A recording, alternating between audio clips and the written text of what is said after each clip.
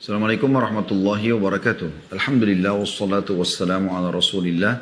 Segala puji dan puja kehadirat Allah subhanahu wa ta'ala, juga salawat dan taslim kepada Nabi besar Muhammad sallallahu alaihi wa ala alihi wa sahbihi wasallam.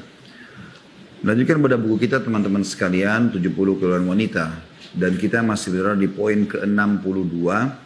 Tidak berbekal dengan ketaatan sebagai wanita. Semoga Allah memberi petunjuk kepada mereka dengan tidak mengenal Al-Quran. Kecuali pada bulan Ramadan. Dan ini sudah panjang lebar kita jelaskan pada pertemuan yang lalu tentang keutamaan membaca Al-Quran. Dan bagaimana dia menjadi cahaya dan petunjuk serta obat bagi orang-orang beriman. Kemudian juga dikatakan sebagian dari mereka tidak mengenal sholat witir dan sholat duha. Serta tidak memelihara sholat-sholat sunnah rawatib. Oleh karena itu teman-teman sekalian, dari sini saya memperlebar sayap bahasan kita atau melebarkan sayap kita dengan membahas buku yang saya rekomendasikan yang lalu, yaitu sifat sholat sunnah Nabi, ya. Kemudian keutamaan waktu dan tata cara sholat tahajud, kemudian tuntunan lengkap sholat duha, ya. Ini kurang lebih buku yang saya rekomendasikan dan kita akan bahas buku yang ini karena global mencakup semuanya. Dan saya sarankan teman-teman, karena ini juga bukan tulisan kami tentunya ya. Dan bukan juga penerbit punya kami. Jadi tidak ada sama sekali hubungannya dengan di sini unsur keuntungan duniawi. Saya murni memberikan saran buku-buku ini Anda beli dan Anda sebarluaskan. Anda sebarluaskan dan ini kesempatan emas Anda mendapatkan pahala, karena untuk menyusun buku walaupun kecil seperti ini itu luar biasa ya, butuh waktu, butuh ilmu ya, bukan hal yang ringan gitu ya. Maka kita sebaiknya menunggangi tulisan para ulama yang memang sudah menulis ya, karena 3 buku ini sebenarnya orangnya sama penulisnya, Dr. Said bin Ali bin Wahf Al-Qahtani rahimahullah, beliau meninggal beberapa tahun yang lalu ya. Dan ini buku-buku yang sangat besar manfaatnya dan harganya juga sangat murah. Anda bisa beli, Anda sebarluaskan. Sebagaimana nanti Anda akan lihat, saya akan bedah buku ini insya Allah. Saya tidak tahu pada pertemuan ini bisa habis atau tidak gitu, karena padatnya bahasan walaupun dia buku kecil ya. Baik, kita akan bahas teman-teman sekalian tentang sholat-sholat sunnah Nabi alaihi salatu wassalam. Dengan harapan utamanya adalah mengerucut Anda sebagai muslimah yang merupakan target utama bahasan kitab kita ini, menyibukkan diri dengan amalan-amalan sunnah ini. Ya, kita secara khusus kita bahas tentang masalah sholat sunnah, tentu banyak yang lainnya. Seperti zikir, seperti puasa, ya, berdoa dan seterusnya ya. Tapi di sini kita bahas tentang masalah sholat sunnah. Dan secara umum tentu seluruh yang mengikuti acara kita, baik laki-laki ataupun perempuan, itu kita harapkan tentunya juga bisa mengambil manfaat di sini. Sebelum kita mulai insya Allah, saya mengajak teman-teman di YouTube agar subscribe. Jangan lupa memberikan dukungan terhadap channel kita ini agar sama-sama kita bisa mendapatkan manfaat pahala tentunya, karena bertawun atau bekerjasama dalam kebaikan. Sebagaimana Allah sebutkan dalam surah Al-Ma'idah, A'udzubillahi minasyaitonir rajim, wa ta'awunu 'alal birri wat taqwa. Saling mendukung kalian dalam ketakwaan dan juga kebaikan dan ketakwaan. Wala ta'awanu 'alal itsmi wal udwan, dan jangan pernah kalian bekerjasama dalam maksiat ya, dan juga pembangkangan kepada Allah dan Rasulnya. Maka perlu mendukung channel-channel kebaikan, dan kita harap kita salah satunya, dan saya juga berharap teman-teman mendukung semua channel-channel dakwah yang baik, yang positif, supaya Anda juga panen pahalanya. Saya pun ikut panen pahala kalau Anda memberikan dukungannya. Jangan lupa selalu subscribe, jangan juga lupa like, dan juga jangan lupa loncengnya supaya Anda selalu mendapatkan informasi terbaru. Teman-teman juga di Instagram dan Facebook selalu follow dan sebarluaskan insya Allah. Baik, kalau Anda sudah miliki buku ini alhamdulillah. Kalau Anda belum miliki, Anda bisa mencari tahu dan membelinya. Ini akan kita bedah insya Allah. Di halaman bahasan pertama, di bab 1 disebutkan sholat sunnah atau dalam kurung sholatut tatawwu'. Yang pertama di poin A di bab 1 ini adalah definisi. Secara bahasa, setiap tambahan yang baik disebut dengan tatawwu'. Setiap ada sesuatu yang ditambah dalam bahasa Arab, secara etimologi adalah disilakan dengan tatawwu'. Sedangkan menurut istilah atau ya, syar'i atau terminologi tepatnya, tatawwu' adalah perbuatan secara sukarela yang dilakukan seorang muslim akan sesuatu yang bukan fardu atau bukan kewajiban. Ya. Ini sebagaimana diambil dari Lisanul Arab ya, Kamus Lisanul Arab di jilid 8 halaman 248. Poin B tentang keutamaan. Ya. Keutamaannya menyempurnakan kekurangan sholat fardu. Ini keutamaan yang pertama di poin B. Keutamaan tentang sholat sunnah kalau Anda kerjakan. Dia akan menyempurnakan kekurangan sholat fardu. Kurang khusyuk, kurang rakaat dan seterusnya. Tapi tentu tidak disengaja ya. Maka itu insya Allah akan disempurnakan dengan sholat sunnah. Berdasarkan hadis seorang sahabat yang mulia Tamim Ad-Dari radhiyallahu anhu secara marfu, beliau mengatakan, "Awwalu ma yuhasabu bihil abdu yaumal qiyamati salatuhu." Awal yang akan dihisab dari seorang hamba pada hari kiamat adalah salatnya. Fa in kana atammaha kutibat lahu tammah. Kalau dia telah menyempurnakan gerakannya, bacaannya segala macam, dicatatkan baginya pahala lengkap. Wa in lam yakun atammaha qala Allah azza wa jalla li malaikatihi.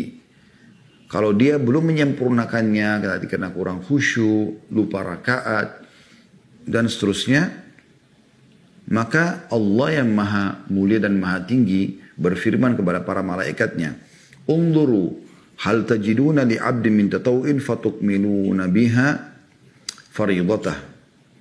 Fatukmiluna biha fariidatah.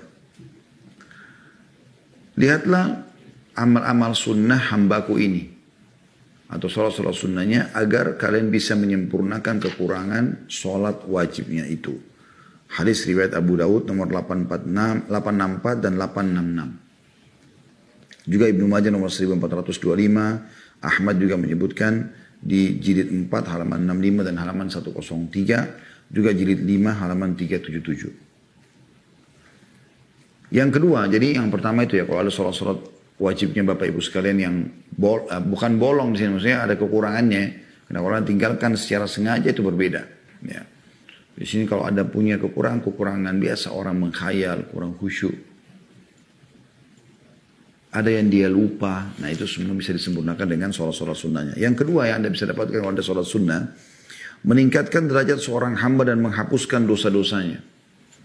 Kata Nabi SAW, "Alaika bikathratis sujud, fa innaka la tasjudu lillahi sajdatan illa rafa'aka Allah biha daraja, wa hatta anka biha al-khati'ah." Perbanyaklah sujud, maksudnya sholat sunnah. Ya. Karena tidaklah engkau sujud karena Allah satu kali saja. Sementara satu rakaat ada 2 kali sujud. Melainkan Allah akan mengangkatmu 1 derajat dan menghapuskan darimu 1 kesalahan. Diriwayatkan Imam Muslim nomor 488. Jadi ini manfaat yang kedua ya. Artinya kalau Anda sering kerjakan maka diangkat derajatnya oleh Allah SWT. Di dunia maupun di akhirat tentunya. Dan juga dibersihkan dosa-dosa. Yang ketiga manfaat kalau Anda mengerjakan sholat sunnah adalah salah satu penyebab masuk surga dan bersama dengan Nabi SAW. Sebagaimana disebutkan dalam sebuah hadis diriwayatkan oleh Imam Muslim nomor 489. Yang keempat, menyebabkan kecintaan Allah kepada hambanya. Sebagaimana dinukil dalam sebuah hadis Bukhari nomor 6502. Salah satu potongan hadisnya adalah wala yazalu 'abdi yataqarraba ilayya bin nawafil hatta uhibbu. Dan hambaku senantiasa mendekatkan diri kepadaku dengan melakukan amalan-amalan sunnah hingga aku mencintainya. Jadi poin keempat, meraih cintanya Allah. Dan Allah kalau sudah mencintai kita, sebagaimana lanjutan hadis ini dikatakan, kalau aku sudah mencintainya, maka aku akan menjaga penglihatannya yang digunakan untuk melihat. Aku akan menjaga penglihatannya yang digunakan untuk melihat. Pendengarannya yang digunakan untuk mendengar. Tangannya yang digunakan untuk menjamak, kaki yang digunakan untuk melangkah. Yang kelima Anda dapatkan adalah kalau Anda sholat sunnah menambah rasa syukur seorang hamba kepada Allah Ta'ala. Ketika Nabi SAW ditanya mengapa memperbanyak sholat sunnah. Ya.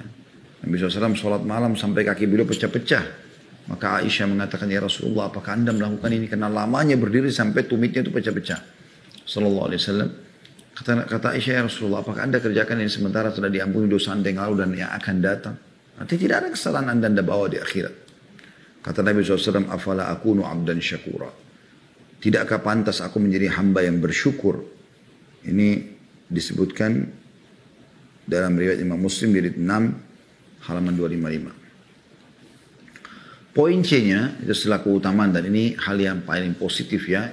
Setiap kali Bapak Ibu ingin mengerjakan sebuah ibadah, Bapak Ibu cari tahu tentang janji Allah di ibadah itu. Ya.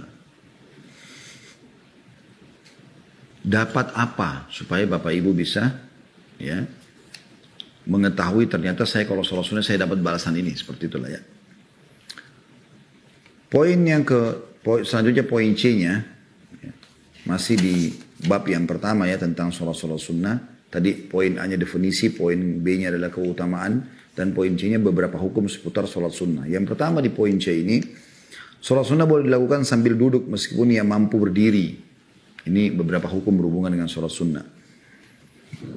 Jadi Bapak Ibu, ya, dalam sholat duha, dalam sholat tahajud, sholat qobliyah, sholat ba'diyah, boleh duduk walaupun Bapak Ibu tidak ada udzur. Kalau sholat wajib kan tidak bisa. Boleh duduk kalau punya udzur, ya, tidak bisa berdiri lagi, sakit, kakinya patah dan segala macam. An-Nawawi berkata, ini merupakan ijma' atau kesepakatan ulama. Dibolehkan melakukan sebagian sholat sunnah sambil berdiri dan sebagian lagi sambil duduk. Ini berdasarkan hadits Aisyah radhiyallahu anha mengenai sholat Nabi SAW di malam hari. Hadis riwayat Muslim nomor 730, Bukhari nomor 118 dan 119. Ini hukum yang berhubungan dengan sholat sunnah, gitu kan? Tapi perlu diketahui, kalau Anda sholat duduk, walaupun Anda tidak punya udzur di sholat sunnah ya, maka Anda akan dapatkan setengah pahala saja. Jadi lebih baik berdiri. Tapi sah sholatnya orang duduk. Itu di poin kedua disebutkan, ya maksudnya bagian kedua dari poin C tadi. Sholat sunnah, seseorang sambil duduk, pahalanya setengah dari pahala orang yang melakukannya sambil berdiri. Berdasarkan sabda Nabi SAW, sholatul rajuli qa'idan nisfus sholah. Sholat sunnah seseorang sambil duduk adalah setengah dari sholat berdiri itu. Hadis riwayat Muslim nomor 735. Poin ketiga atau bahasan yang ketiga seputar masalah sholat sunnah, yaitu bagi orang yang sholat sunnah sambil duduk, dianjurkan untuk duduk sila di tempat yang semestinya ia berdiri. Maksudnya dia duduk di tempat yang dia berdiri. Kemudian yang keempat, Syekh bin Baz berkata, sholat beliau SAW di malam hari ada 4 cara. Seringnya beliau sholat sambil berdiri. Beliau sholat sambil duduk dan rukuk pun sambil duduk. Ketika membaca Al-Fatihah dan surah Al-Quran beliau duduk. Dan ketika bacanya tersisa sedikit, maka beliau berdiri dan rukuk sambil berdiri. Dan beliau juga sholat sambil duduk, demikian pula rukuknya beliau lakukan sambil duduk. Nah, jadi ini Syekh bin Baz rahimahullah menitik beratkan di poin C tadi ini tentang masalah hukum-hukum seputar sholat sunnah. Ya. Setelah kita bahas tadi poin pertamanya sholat sunnah boleh dilakukan sambil duduk. Poin keduanya di poin C ini ya, yaitu orang yang duduk setengah pahala orang yang berdiri. Di poin ketiganya bagi orang yang sholat sunnah duduk dianjurkan untuk duduk di tempat yang semestinya ia berdiri. Kemudian yang keempat adalah perkataan Syekh bin Baz yang menjelaskan tentang sholat sunnah Nabi SAW di malam hari terbagi jadi 4. Jadi Nabi pernah kerjakan semua cara ini. Yang pertama di poin keempat adalah seringnya beliau sholat sambil berdiri. Ini yang paling sering beliau lakukan. Kemudian yang kedua beliau sholat sambil duduk dan rukuk pun sambil duduk. Dan ini kemungkinan besar terjadi di akhir-akhir hidup beliau SAW pada saat sudah masuk ke masa tua ya. Kemudian yang ketiga, ketika membaca Al-Fatihah dan surah dari Al-Quran beliau duduk. Dan ketika bacanya tersisa sedikit maka beliau berdiri rukuk sambil berdiri. Biasa ada orang kalau teman-teman lihat dia taruh kursi di saf. Sementara imam baca dia duduk dulu. Atau dia baca dia duduk dulu. Pada saat dia sudah mau rukuk dia berdiri kemudian dia rukuk sambil berdiri ya. Ini dibolehkan karena Nabi SAW pernah lakukan. Yang keempat beliau sholat sambil duduk. Demikian pula rukuknya. Beliau lakukan sambil duduk.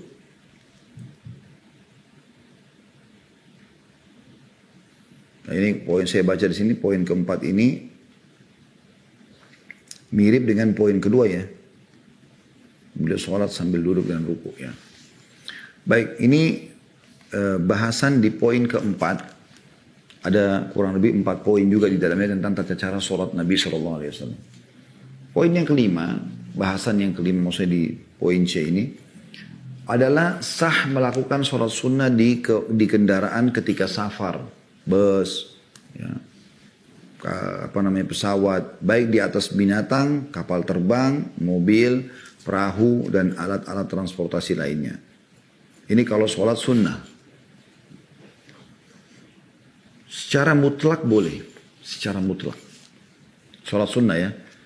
Adapun sholat fardu, maka tidak boleh tidak. Seseorang harus turun terlebih dahulu dari kendaraannya, terkecuali jika tidak mampu. Ini berdasarkan hadits Amir bin Rabi'ah radhiyallahu anhu yang berkata, aku melihat Nabi SAW sholat di atas kendaraannya kemana saja kendaraannya menghadap. Dalam satu lafaz dan Rasulullah SAW tidak melakukannya pada dalam sholat fardu. Yang benar kata beliau dalam safar tidak boleh mengqasar sholat pun. Dalam safar yang tidak boleh mengqasar sholat pun, hal itu diperbolehkan. Dan ini dipegang oleh mayoritas ulama. Berdasarkan firman Allah Subhanahu wa taala di dalam surah Al-Baqarah 115 yang bunyinya a'udzubillahi minasyaitonirrajim walillahil masyriq wal maghrib fa aina ma tuwallu fa thamma wajhullah innallaha wasi'un alim. Ya, yang artinya dan kepunyaan Allah lah timur dan barat, maka kemanapun kau menghadap, disitulah wajah Allah, sungguhnya Allah maha luas, rahmatnya lagi maha mengetahui. Imam At-Tabari rahimahullah memperkuat bahwa ayat ini masuk ke dalamnya sholat sunnah dalam perjalanan, kemana saja kendaraannya menghadap. Jadi intinya teman-teman, di poin kelima ini, kalau anda lagi sholat sunnah, boleh sholat di atas kendaraan, secara umum. Sholat duha, sholat malam, dan seterusnya. Tapi kalau sholat wajib tidak boleh. Kecuali dalam keadaan darurat. Seperti misalnya pesawat. Pesawat gak mungkin dia transit. Atau dia landing. Kemudian kita sholat dulu baru kita naik lagi. Gitu. Maka anda boleh sholat di atas itu. Atau anda naik kereta api. Lintas negara, lintas kota cukup jauh ya. Maka itu juga sama. Dia tidak berhenti. Anda juga sholat sambil duduk saja. Ya. Kecuali kalau anda punya kendaraan pribadi. Anda bisa mampir. Itu berbeda. Anda harusnya mampir.